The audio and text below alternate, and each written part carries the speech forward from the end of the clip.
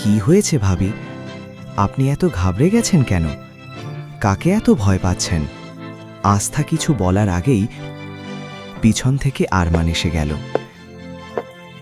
সে 2 হাত পকেটে ঢুকিয়ে শান্তভাবে দাদাজির পাশে এসে দাঁড়াল। আস্থার চোখ যখন আরমানের ওপর পড়ল, তখন বিস্ময়ে তার চোখ বড় হয়ে গেল। সে তখন পানি খাচ্ছিল, কিন্তু আরমানকে দেখেই ভয়ে পানি গলায় আটকে গেল এবং সে জোরে জোরে কাশতে লাগল। আরে ভাবি, আস্তে, বলতে বলতে আকাশ আর সুমিত আস্থার পাশে এসে দাঁড়ালো। আকাশ তার মাথায় হাত বুলিয়ে দিতে লাগল, আর সুমিত তার পিঠে হাত দিল। কিন্তু আরমান যখন দেখল আকাশ আর সুমিত আস্থাকে ছুঁয়ে আছে, তখন সে রাগে তাদের দিকে আগুন ঝরা দৃষ্টিতে তাকিয়ে রইল। কিছুক্ষণ পর আকাশ আর সুমিতও বুঝতে পারল কেউ যেন রাগে তাদের দিকে তাকিয়ে আছে। তারা একসাথে আরমানের দিকে তাকাতেই তাড়াতাড়ি আস্থার মাথা আর পিঠ থেকে হাত সরিয়ে নিল। তারপর দুজন একপাশে গিয়ে দাঁড়ালো এবং একে অপরের দিকে চোরা চোখে তাকিয়ে ইশারায় কথা বলতে লাগল। এদিকে আস্থাও ধীরে ধীরে স্বাভাবিক হয়ে উঠল। তখন ধ্রুব জিজ্ঞেস করল, কি হয়েছে ভাবি? আপনি ঠিক আছেন তো? আস্থা তাড়াতাড়ি বলল, জি জি ধ্রুবজি, আমি একদম ঠিক আছি, আমার কিছু হয়নি। আসলে আমাদের ঘরে একটা ইঁদুর ঢুকে পড়েছিল। আমি ইঁদুরকে খুব ভয় পাই, তাই এতটাই ভয় পেয়ে গিয়েছিলাম যে কি বলবো, তাই দৌড়ে সোজা এখানে চলে এসেছি। আস্থা নিজের সরলতায় আরমানের বদলে ইঁদুরের কথা বলতেই আরমানের ভেতরে যেন রক্ত ফুটতে শুরু করল। তার রাগ আরও বেড়ে গেল। মনে মনে সে ভাবতে লাগল, এই মেয়ের এত সাহস হলো আমাকে ইঁদুর বলার। দাদাজি হালকা হেসে বললেন, আস্থা মা,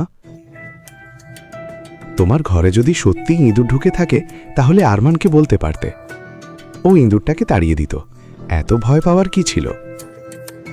এরপর তিনি আহানের দিকে তাকিয়ে বললেন, আহান বাবা, যাও তো একবার ঘরে গিয়ে দেখে এসো, কোন ইঁদুরের এত সাহস হয়েছে যে আমাদের মেয়েটাকে এতটা ভয় দেখিয়েছে। এই বলে দাদাজি স্নেহ ভরে আস্থার মাথায় হাত রাখলেন, যাতে সে একটু ভালো অনুভব করে। হঠাৎই দাদাজির নজর পড়ল আস্থার কাপড়ের দিকে।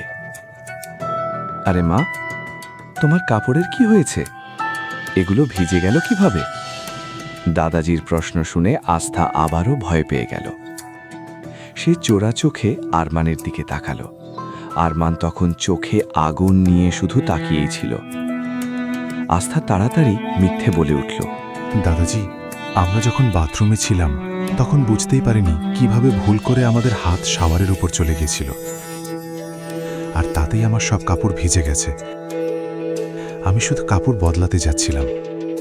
আরমানজি বলেছিলেন যে আপনি এসে গেছেন, তাই আমরা আগে আপনার সঙ্গে দেখা করতে চলে এসেছি। আস্থা খুব চালাকির সঙ্গে কথাটা সামলে দিল। এটা দেখে আরমান মনে মনে বলল, এই মেয়েটা কি নিখুঁতভাবে মিথ্যে বলতে পারে? পুরোপুরি ধোঁকাবাজ। এই ভাবনায় আস্থার প্রতি তার ঘৃণা আরও বেড়ে গেল। দাদাজি হেসে বললেন,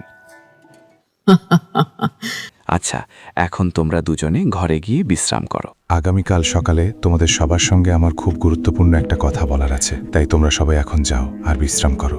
দাদাজি যেই মাত্র আস্থা আর আরমানকে সেখান থেকে চলে যেতে বললেন। কিন্তু এই কথা শুনেই আস্থা চিন্তায় পড়ে গেল। সে কোনোভাবেই আরমানের সঙ্গে একই ঘরে যেতে চাইছিল না, তাই সে ইতস্তত করতে লাগলো এবং নিজের আঙুলগুলো মুচড়াতে লাগলো। ওদিকে 4 বন্ধু খুব মনোযোগ দিয়ে আস্থার দিকে তাকিয়েছিল। তারা একে অপরের দিকে তাকিয়ে নিচু গলায় কথা বলতে লাগলো। সুমিত ফিসফিস করে বলল, মনে হচ্ছে ভাবি আরমান ভাইয়ের সঙ্গে ঘরে যেতে ভয় পাচ্ছেন। আকাশও আস্তে করে বলল, ভয় পাবেন না কেন, ভাবি তো আজই এসেছেন। আমরা তো এত বছর ধরে আরমান ভাইকে দেখছি, তবু আজ পর্যন্ত ওনার ঘরে ঢোকার সাহস পাইনি। তাহলে এই নিষ্পাপ সরল ভাবি ওনাকে ভয় পাবেন, সেটাই তো স্বাভাবিক। আহান মন খারাপ করে বলল, সত্যি বলতে ভাবিকে দেখে আমার খুব মায়া লাগছে। উনি কত মিষ্টি মানুষ, আমি চাই না আরমান ভাই ওনাকে কোনো কষ্ট দিক। ধ্রুব তাকে বোঝাতে বোঝাতে বলল, তুই এসব নিজের মনেই রাখ। এখন পর্যন্ত শুধু দাদাজির জন্যেই আরমান ভাই কাউকে কিছু বলেননি। না হলে এতক্ষণে গুলি পর্যন্ত চালিয়ে দিতেন। চারজনই একসঙ্গে দাঁড়িয়ে নিজেদের মধ্যে এসব কথা বলছিল। এখান থেকে চলে যাওয়া ছাড়া তার আর কোনো পথ খোলা ছিল না। পুরো কাহিনী এখনই শোনার জন্য ডেসক্রিপশনে ক্লিক করে ডাউনলোড করো পকেট FM অ্যাপ।